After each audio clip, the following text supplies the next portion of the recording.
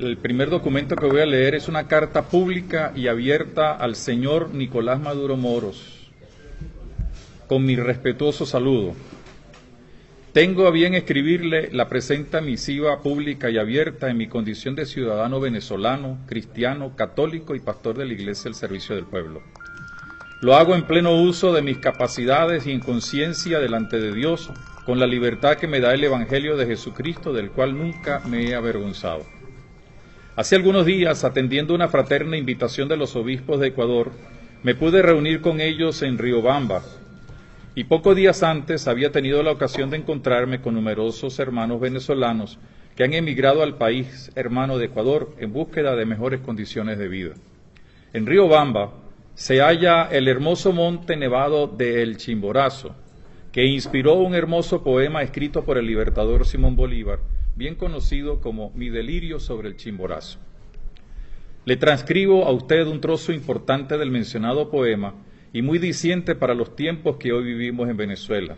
Decía el libertador: observa, aprende, conserva en tu mente lo que has visto, dibuja a los ojos de tus semejantes el cuadro del universo moral. No escondas los secretos que el cielo te ha revelado, di la verdad a los hombres. Motivado por este pensamiento del libertador, hoy le escribo y hablo con la verdad en la mano, la misma verdad que nos hace libres, según nos enseña el Evangelio de San Juan, pues para ser libres nos liberó Cristo, según San Pablo.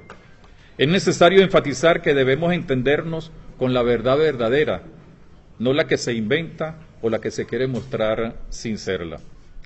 No es ningún secreto que hoy atravesamos la más grave crisis política, económica, social y moral que azota el país. Negarlo es querer tapar el sol con un dedo o demostrar que se está encerrado en una cúpula de cristal. Sé que les disgusta a usted y a sus seguidores que se hable de crisis o emergencia humanitaria, pero ¿cómo caracterizar la situación que golpea a la inmensa mayoría de nuestros hermanos? No se puede negar el deterioro de la calidad de vida de los venezolanos. Hay mucha hambre, muchas familias no comen lo necesario para alimentarse. Ha crecido la pobreza crítica y los índices de desnutrición son altísimos. Me imagino que a usted eso no se lo informan. Asimismo, la salud se ve desguarnecida en todos los sentidos, desde la atención hospitalaria hasta la consecución de medicamentos. Hay muchos que están sufriendo por la falta de atención, como es el caso de los enfermos renales por falta de diálisis y el de los enfermos oncológicos por no ser debidamente atendidos. Podríamos hacer mención de muchas otras calamidades que están golpeando a la mayoría de los venezolanos. Es fácil negarlo y contraatacar con insultos, menosprecios y amenazas. Usted apela a cada rato que la causa es la guerra económica. Es verdad, existe una guerra económica, pero no contra el gobierno ni las instituciones del Estado, sino contra el pueblo. La guerra de la corrupción que ha enriquecido a muchos que se denominan dirigentes y servidores de la nación. La del saqueo del así denominado arco minero, que amén de destruir la casa común de la creación, ha permitido que no pocos se llenen de las ganancias de la minería ilegal. La del olvido de las atenciones que hay que dársele al pueblo. Ahí está la verdadera guerra económica. Y todo esto tiene sus consecuencias en el deterioro de la calidad de vida de muchísimos hermanos nuestros. Yo me imagino que nunca le habrán señalado cómo en nuestra región tachirense se siguen aumentando las colas para adquirir la gasolina. Hasta 48 horas se necesita para tanquear un vehículo. El contrabando de combustible es escandaloso e irreversible, como diría alguien, porque quienes tienen la misión de velar por la protección del pueblo o se hacen de la vista gorda o sencillamente tienen parte en el negocio. Sería bueno que el SEBIN, en vez de andar persiguiendo a quienes piensan diferente al gobierno, se dedicaran a hacer labores de auténtica inteligencia. Así podrían descubrir la presencia de grupos irregulares en el país, particularmente en nuestra región tachirense. De seguro descubrirían los negociados de muchos dirigentes y autoridades, así como de civiles, en torno a lo que es el contrabando de gasolina y otros insumos necesarios. Además, si trabajaran como debe ser, podrían conseguir a los responsables y miembros de las mafias que trafican con personas y llevan a muchos jóvenes y adolescentes venezolanos a la prostitución en otros países como si se tratara de una mercancía apetitosa. De verdad, ¿por qué el SEBIN no realiza una auténtica labor de inteligencia y contrainteligencia en nuestra región y en el país para detectar los males que golpean al pueblo y a sus responsables? Creo que se conseguirían con grandes sorpresas. Debo decirle, como lo sugirió Bolívar en su poema Desde el Chimborazo, debo decirle la verdad. La gente del pueblo está cansada porque sigue siendo menospreciada. Hay represión de todo tipo. Aunque no guste, la inmensa mayoría del pueblo sufre una crisis de carácter humanitario, y se lo puedo atestiguar. No soy de los que está encerrado en oficinas, sino que camino por las comunidades, me encuentro con todos sin distinción. No ando rodeado de escoltas que portan armamento sofisticado para proteger al Estado. Mi única escolta es la gente con la cual comparto y mi única arma la cruz de Cristo. Y en todos los sitios donde voy, hablo, escucho y comparto. Ustedes hace mucho tiempo que no caminan libremente por el medio de la gente. ¿Por qué será? No hay que tenerle miedo al pueblo si de verdad uno forma parte de él. Usted habla de diálogo. Yo siempre he sido defensor del diálogo que requiere del encuentro, del reconocimiento del otro y de la corresponsabilidad en los acuerdos y soluciones que se presenten.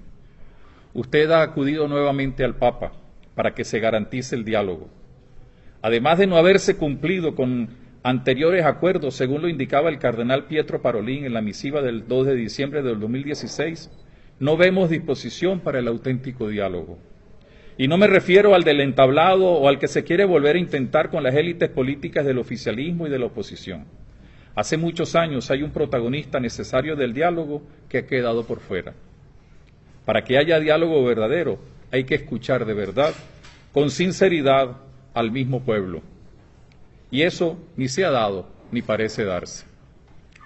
Si usted escuchara al pueblo y su clamor, de verdad, se podrían dar pasos que podrían abrir las puertas para resolver la crisis sin conflicto, sin violencia y sin derramamiento de sangre.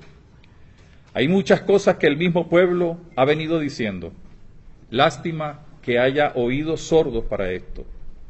Entre las muchas cosas que pide el pueblo, hay tres que quiero destacarle para que entienda cómo sí se podría dar una solución a los problemas de nosotros los venezolanos.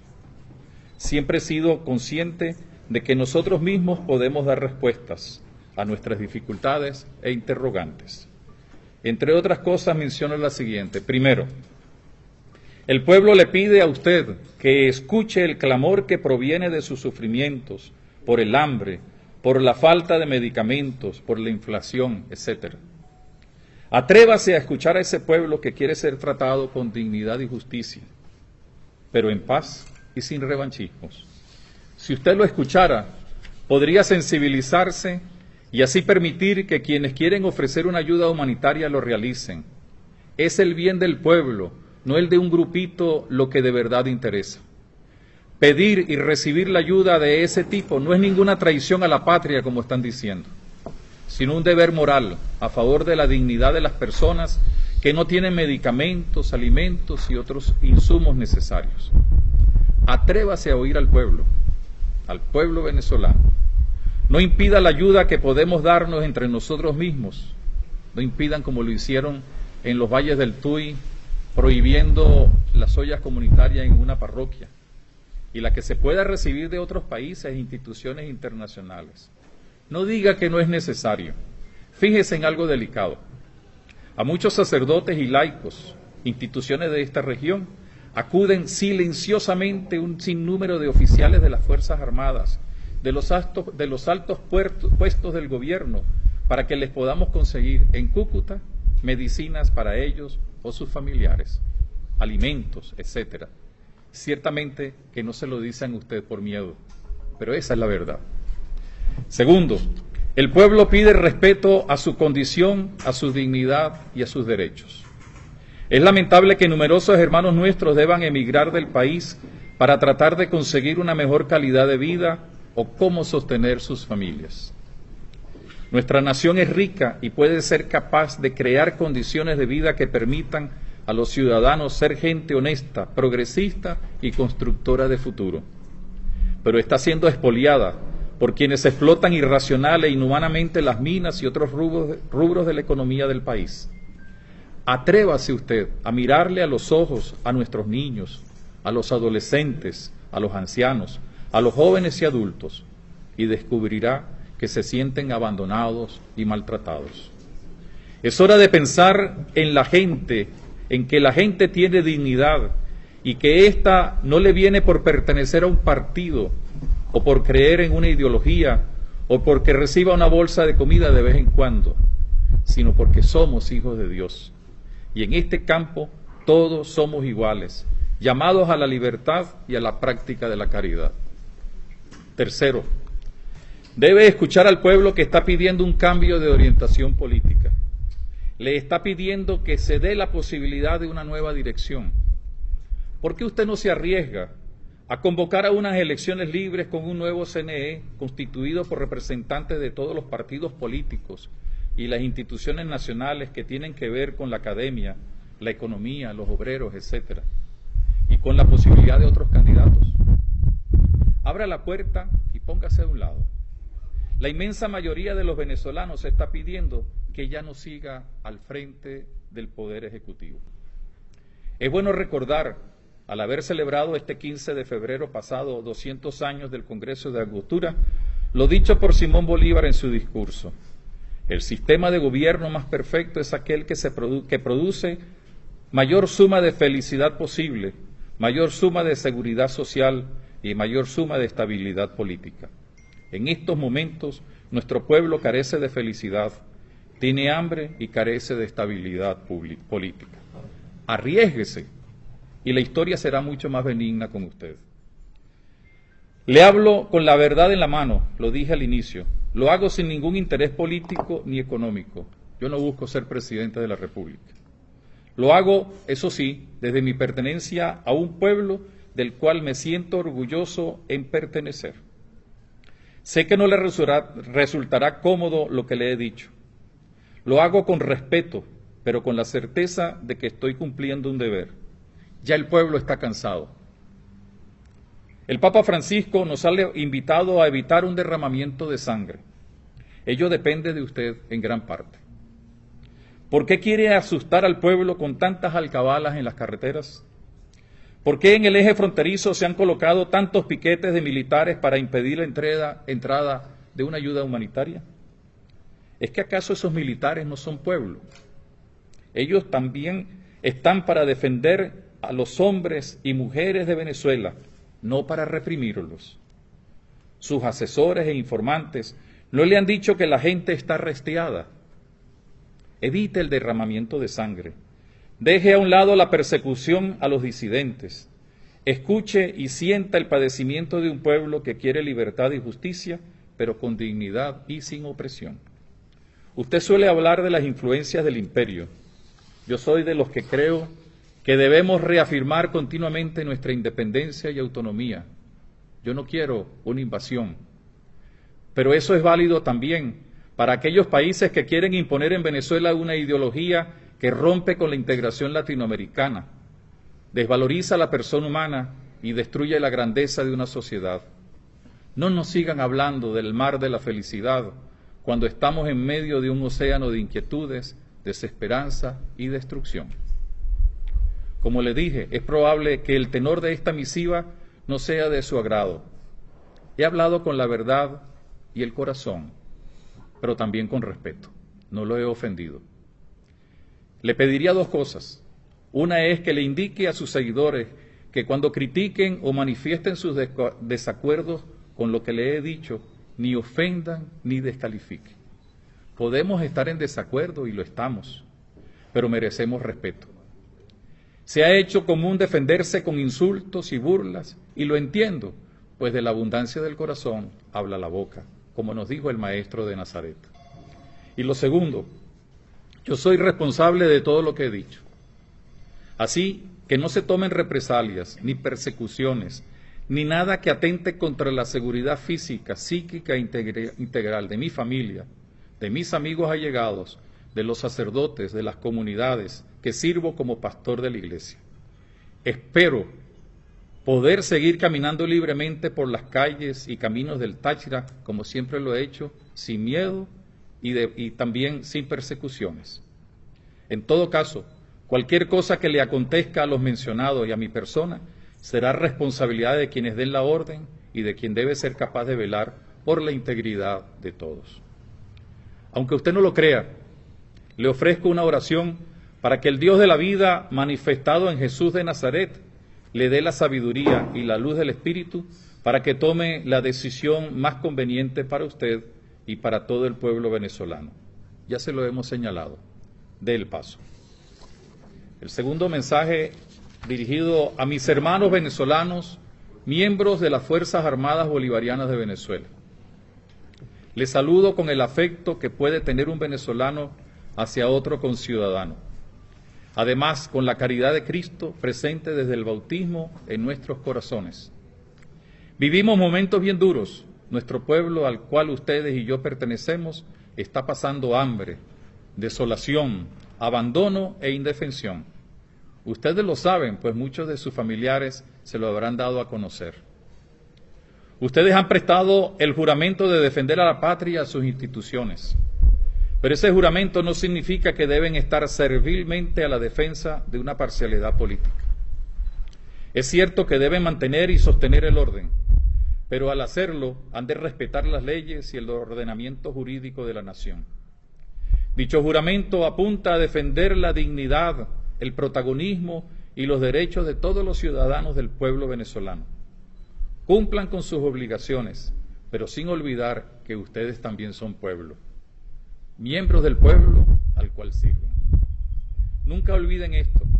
Por eso les pido en el nombre del mismo Dios en el que la inmensa mayoría de ustedes creen, que nunca levanten ni la voz ni las armas en contra de sus hermanos. Corremos muchos peligros.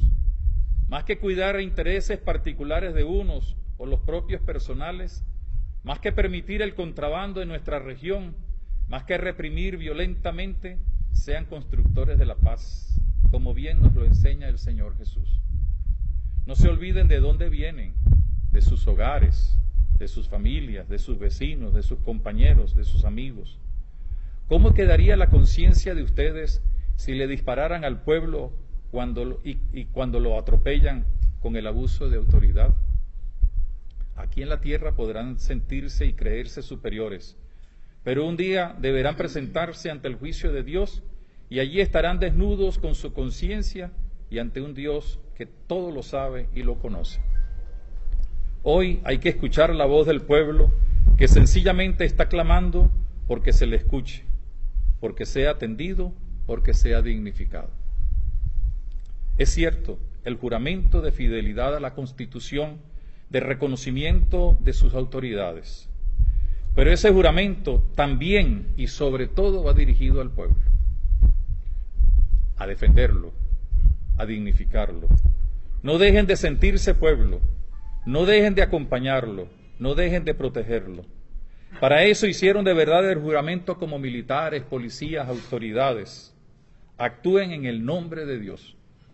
En ese mismo nombre acompañen a su pueblo que quiere, repetimos, ser escuchado y que necesita una ayuda humanitaria que también les favorecerá a ustedes mismos con sus familiares y cercanos.